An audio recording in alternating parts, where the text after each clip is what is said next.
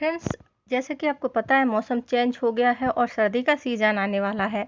तो इस सीज़न में सांस लेने की परेशानी बहुत सारे लोगों को होती है। तो सर्दियों में जब सांस लेने परेशानी बन जाती है तो फिर हमें बड़ी दिक्कत होती है। तो आज हम इसी पर बात करने वाले हैं और जानेंगे कि ये दिक्कत क्यों होती है और आपको क्या-क्या प्रिकॉशंस लेने चाहिए ताकि आपको इस दिक्कत से छुटकारा मिल सके और कौन-कौन सी चीज़ें हैं जिन पर आपको ध्यान देना ज़्यादा ज़रूरी होता है।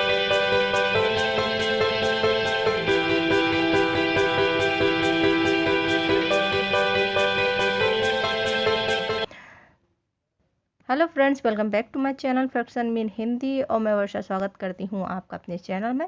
तो हम बात कर रहे हैं सर्दी के मौसम में जो सांस लेने में दिक्कत होती है।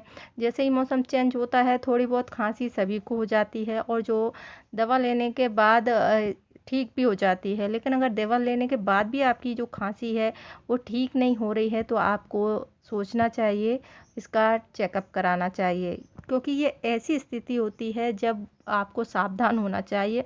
ये आपकी जो श्वसन तंत्र है, रेस्पिरेटरी सिस्टम है, उसमें कोई बीमारी, क्रोनिक ऑब्जर्वेटिव पल्मोनरी डिसीज़ का सिम्टम हो सकता है। तो अगर आपको इस तरह का दिक्कत आने लगी है, ट्रीटमेंट लेने के बाद भी आपको फ़ायदा नहीं हो रहा है, तो फिर आपको इसका चेकअप कराना चाहिए, क्योंकि यह आपको अस्थमा जैसे रोग दे सकती है। हो सकता है आपको जो सीजनल एलर्जी होती है वो हो, या फिर आपके फेफड़ों में कोई और दूसरी दिक्कत हो रही हो। तो इसका चेकअप ज़रूर कराएं। तो क्यों होती है ये, क्या समस्या है? इसे सीओपीडी कहते हैं, जो हमारे फेफड़े और श्वसन तंत्र से जुड़ी हुई समस्या होती है, जिसे सामान्य भाषा में क्रोनिक ब्रोंकाइटिस कहा जाता है। और ये हमारे फेफड़े को फिल्टर जो होती है, हवा को फिल्टर करने का काम करते हैं। उसमें छोटे छोटे से वायु तंत्र होते हैं जिन्हें एसिनल कहा जाता है। तो जब हम सांस लेते हैं तो फेफड़ों में जो हवा जाती है, शुद्ध ऑक्सीजन होती है, उसको छानने का ये काम करती है। और जब ये साफ़ हो जाती है तो ये ऑक्सीजन हमारे हार्ट तक पहुंचती है। फिर वहाँ से जो ऑक्सीजन है वो रक्त में मिलकर पूरे शरीर में पहुंचती है, और जो बाद में बची हुई हवा होती है वो दोबारा से फिल्टर होती है हमारे फेफड़ों में। तो जो फ़िल्टर होती है वो उसमें मौजूद जो नुकसानदेह तत्व होते हैं, टॉक्सिन्स होते हैं, वो सांस के थ्रू हमारे बाहर निकल जाते हैं। तो ये हमारी सांस लेने की प्रक्रिया होती है और इससे हमारा फेफड़ा इसी तरह काम करता है। तो अगर आपको ब्रोंकाइटिस जैसी समस्या हो रही है तो आपको कोई ना कोई दिक्कत ज़रूर हो रही है। अब हम इसके सिम्टम्स पे बात कर लेते हैं ताकि आपको अंदाज़ा हो सके कि जो आपके फेफड़े हैं वो सही से काम कर रहे हैं या नहीं कर रहे हैं। जैसे कि आपको सीढ़ियाँ चढ़ने के दौरान आपकी सांस जल्दी फूलने लगती है, खांसी के साथ कफ आता है और आपके छाती में अकड़न रहती है, घड़घड़ाहट की आवाज़ सुनाई देती है। दवाई लेने के बाद भी हफ्तों बीत जाते हैं लेकिन खांसी ठीक नहीं हो रही है। तो अगर ये सिम्टम आ रहे हैं तो आपको इनको अनदेखा नहीं करना चाहिए। तो ये अगर आपको ये सिम्टम आते हैं तो आपको अपना चेकअप ज़रूर कराना चाहिए, डॉक्टर से मिलना चाहिए, क्योंकि आपके रेस्पिरेटरी सिस्टम में कोई ना कोई प्रॉब्लम हो रही है। तो ऐसा होता क्यों है? जो लोग ज़्यादा स्मोकिंग करते हैं उनके फेफड़े कमज़ोर हो जाते हैं, उनकी सांस नलियाँ जो सिकुड़ जाती हैं, क्योंकि उसमें काफ़ी सारे केमिकल्स होते हैं और जो गैस होती है जमा होती है, टार जमा हो जाता है, जिससे कि जो आपकी सांस लेने की नली होती हैं उनके अंदर सूजन आ जाती है। और ये सूजन के लिए आपकी जो नलिकाएं हैं वो थोड़ी सी सिकुड़ जाती हैं और ये अंदर हल्की गीली रहती हैं, जिसके कारण से आपके धूल धुएं हवा में मौजूद जो भी सांस में जाता है वो वहाँ चिपक जाता है और फिर आपको सांस लेने में तकलीफ होती है।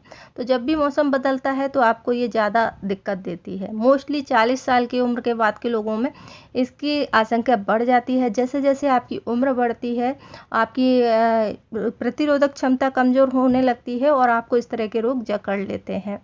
तो कुछ लोगों को सर्दी की समस्या हमेशा रहती है, साइनस की है या सीजनल एलर्जी, उन लोगों को भी इस तरह की दिक्कत हो सकती है। इसलिए जो बुजुर्ग लोग होते हैं उनको अक्सर खांसी की समस्या देखने को मिलती है, जो कहते हैं कि बुढ़ापे की एक सिम्टम होता है। अब हम इसका बचाव कैसे कर सकते हैं? तो इसके लिए आपको नियमित रूप से चेकअप कराना है और दवाइयाँ टाइम पे लेनी है। ज़्यादा ठंड में जाने से बचना चाहिए और जब आप मॉर्निंग वॉक के लिए जाते हैं तो जब धूप आ जाए उसके बाद जाना चाहिए, स्मोकिंग नहीं करना चाहिए, क्योंकि स्मोक करने से आपके फेफड़े कमज़ोर होते हैं। आइसक्रीम, कोल्ड ड्रिंक, दही, फ्रिज में रखी हुई चीज़ें से खाने से बचना चाहिए और गुनगुना पानी का सेवन आपको करना चाहिए सर्दी के सीज़न में। तो और जो अगर हो सके तो आपको ताज़ी हवा लेनी चाहिए। इसके लिए आप खिड़कियाँ को खोल कर रख सकते हैं। तकिए की मदद से अपने सिर को थोड़ा सा ऊंचा रखें, जिससे आपको सांस लेने में आसानी होगी।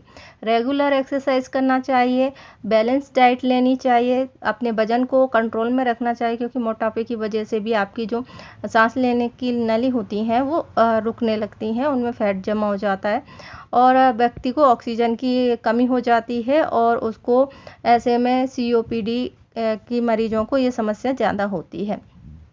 अगर इस समस्या के साथ में व्यक्ति को डायबिटीज़ भी है तो फिर आपको बहुत ज़्यादा ज़रूरी हो जाता है अपना ध्यान रखना, दवाइयों का सेवन और शुगर लेवल का स्तर को नियंत्रित रखना। खान पान में भी आपको काफ़ी कंट्रोल करना पड़ेगा।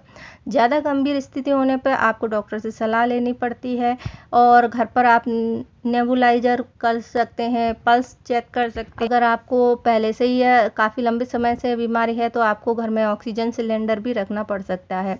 ऑक्सीमीटर से आप ऑक्सीजन का लेवल चेक कर सकते हैं और अगर आपका ऑक्सीजन का लेवल कम हो रहा है तो आपको तुरंत डॉक्टर के पास जाना चाहिए।